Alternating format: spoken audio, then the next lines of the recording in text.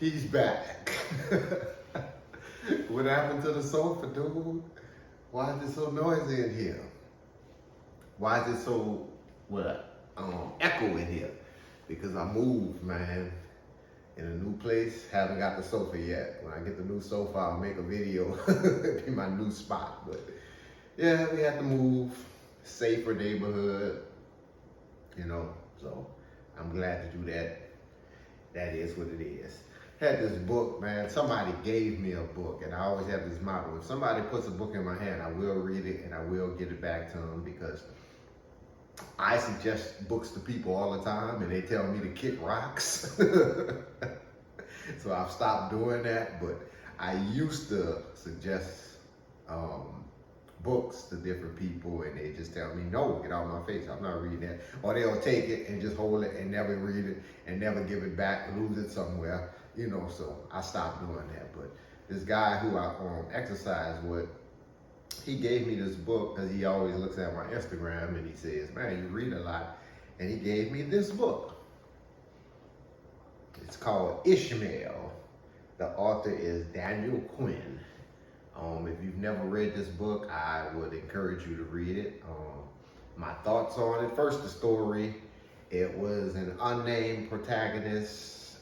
This guy was just looking at a paper, and he said, a teacher is looking for a student. The students must want to change the world. Now, this guy was a little up in age. He was like myself when he was younger. He was very radical. But then he aged and, just got with it. He realized the ways of the world are the ways of the world. So, all that changing the world stuff is, just for idealistic people and, people that stay high all the time. Or so I say.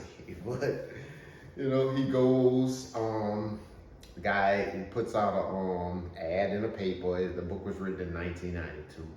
When he goes to meet the teacher is a gorilla. So the gorilla starts teaching him. Now, when I first started reading the book, I thought it was just some tree hugger stuff.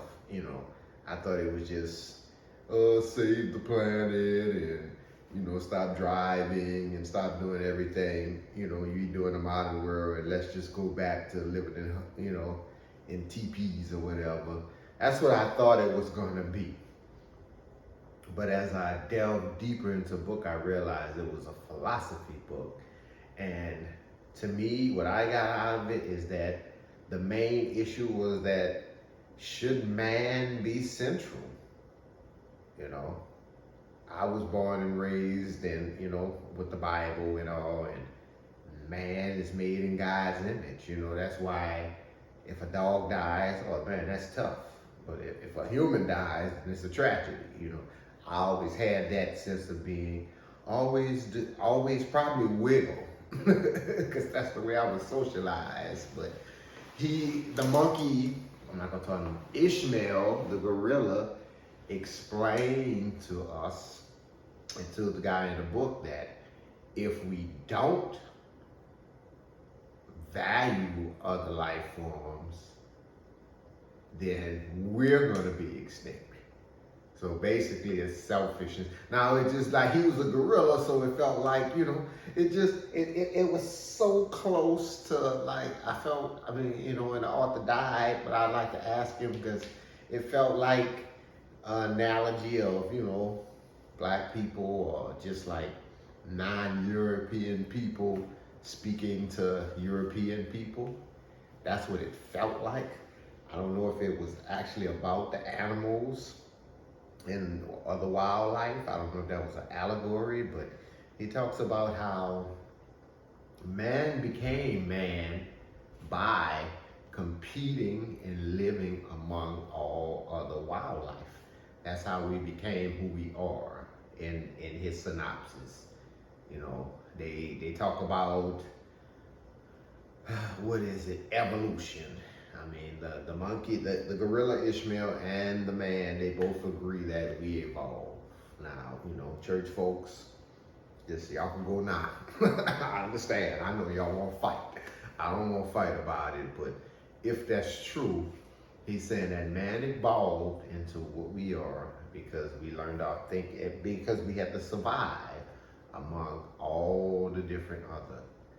And it says he explained that man is the only creature that not only do we grow our food, we kill everything that we can't eat. We exterminate everything that is not useful to us. So we keep horses, cows, because that's useful to us. But any other animal or life form that's not useful to us, and it pulls from our resources, we kill it. You don't want rats in your house.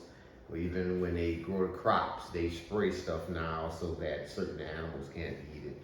And he says this is not just detrimental to the animals, it's detrimental to us too. That's the gist of the book. He goes all in. He explains the Cain and Abel and Adam and Eve story, I think, brilliantly. I know Dr. Jordan Peterson talks about Cain and Abel. That's what it brought me to. And I forget his version of it, but he basically says that Cain, if you know anything about the Holy Bible, the book of Genesis, he says that Cain was a farmer and Abel, the Bible says that Abel was a shepherd. And he's saying that this story was written by, well, he places in two groups, the takers and the leavers.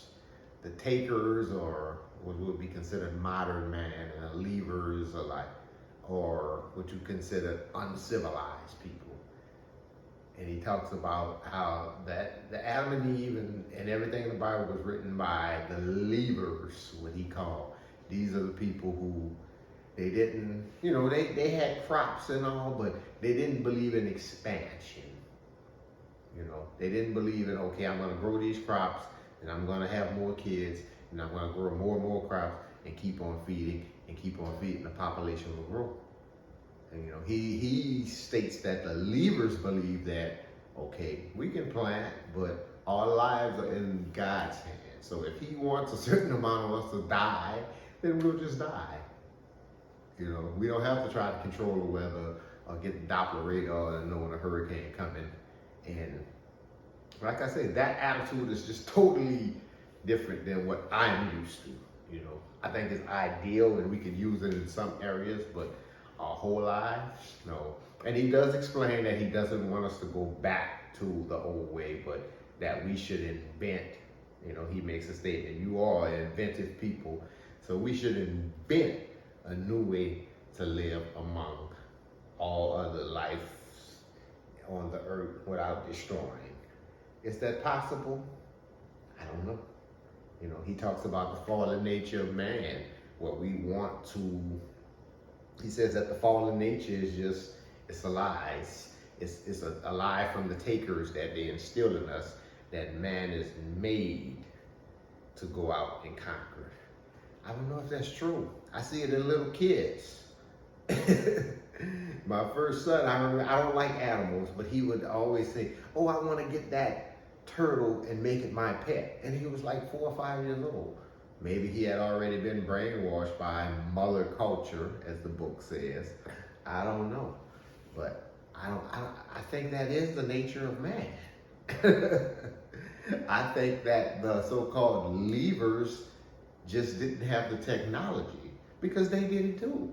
And I talk to people a lot. I used to talk to people a lot about, African history, the whole noble savage theory, where these people were just living in blends. And that's just a complete lie. These people were warring, fighting over territory, fighting over women. Read the Iliad and the Odyssey and, ancient Rome and all that, man. These guys were brutal, So I don't think this is just a modern phenomenon. And then there's one part of the book where he talks about Cain killed Abel and Cain had a mark on him. He says this is the mark, a whiteness. This is where whiteness comes from, and you should all watch white people because they, and thankfully the Ishmael, he just ignored it because he was like, I'm not getting into that. But it seems like, that's the story that they try to tell us. He explains it beautiful how a story that you're told, a society gets told a story, and we're just basically acting out that story. And that is so true, you know. When you look at entertainment and the music industry, and then you see just average everyday people, and I know that's true. And you can see it more when you take yourself out, you know, like it just the hip hop community, the whatever community. It's like people hear the story and they start trying to live it. You know, I was the same way in my younger years with Tupac, you know, in hip hop. You know, we wanted to be that. That story was given to us that you're a young black male, so you're supposed to be involved in this, and you know. So I understand that is true. But is it in the nature of man to live harmoniously with all other life forms? I don't think so. I think we've been having certain life forms that we've seen as rodents and pests. We've had predators that we killed off, and you know, the centrality of man. You know, it is what it is. I'm not saying we're the center of the universe, even though he goes on into that and says that eventually when we get the technology, we'll be like on Star Trek trying to take over the universe. But I think that if man wasn't central, he would have been destroyed.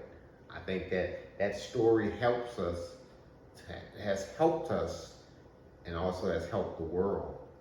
It also has helped every human being on this planet. You know, would you rather say, okay, we're gonna grow a certain amount of food, but certain people are gonna starve no matter what?